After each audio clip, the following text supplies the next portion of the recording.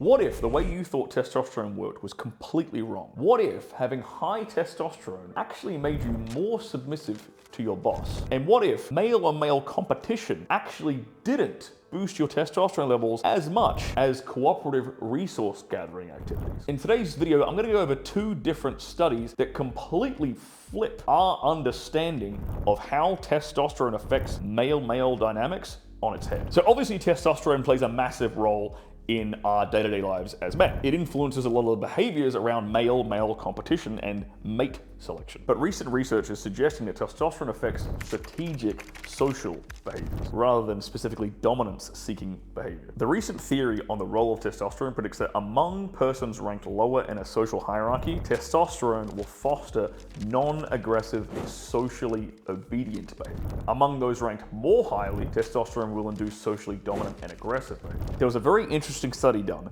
at a Japanese university where they took a rugby team and they measured the salivatory testosterone levels of the members of the team. Official sports teams at Japanese universities are organized according to strict hierarchy based on seniority. So obviously fourth year students have the higher seniority than junior students, and so it's customary for junior team members to acquiesce to the demands of senior members. They recruited 70 male undergraduate members of the rugby team. The age ranges of 18 to 23 years old. Each participant decided how to divide a monetary endowment between himself and a matched anonymous responder. Proposers decided upon a sum to offer the responder that ranged between nothing and 1,000 Japanese yen. As responders, participants indicated whether they would accept or reject the matched proposer's offer, and the responder was not made aware of the actual offer made by the proposer. So what were the results of the study? Among the most senior participants, higher testosterone was associated with lower acquiescence. But, and this is the really interesting part, higher testosterone levels among low status persons can cause strategic submission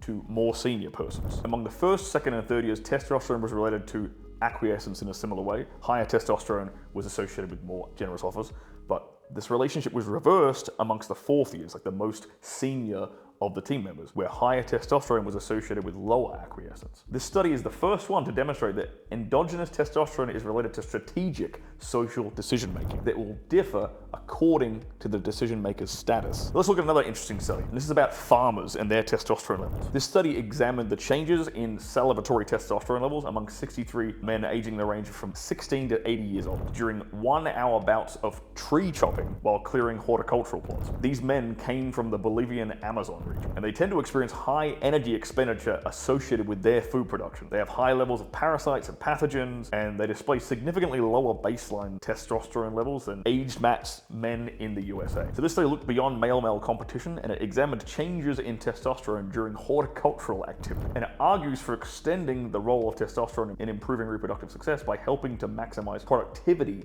rather than through traditional male-male competition. So what were the results? An increase in saliva testosterone levels equivalent to about 48.6% after 1 hour of tree chopping. Age had no effect on the change in testosterone levels, and neither did self-reported illness. So they took these results and they compared them to the changes in testosterone levels during a competitive event, soccer. And they looked at, okay, when these guys play soccer, what's the relative changes in testosterone levels? And what they found was the same population had a larger change in testosterone following a resource production activity, aka tree chopping, than they did following a competitive event, male-on-male competition in the form of soccer. So these two studies kind of flip our current understanding of the relationship between testosterone and hierarchies and testosterone and like physical activity and competition between males. So if you want to boost your testosterone levels, it's pretty obvious you should get out and start chopping down some trees. But if you want to learn 6 more ways to boost your hormones as a male, then I suggest you watch this video right here.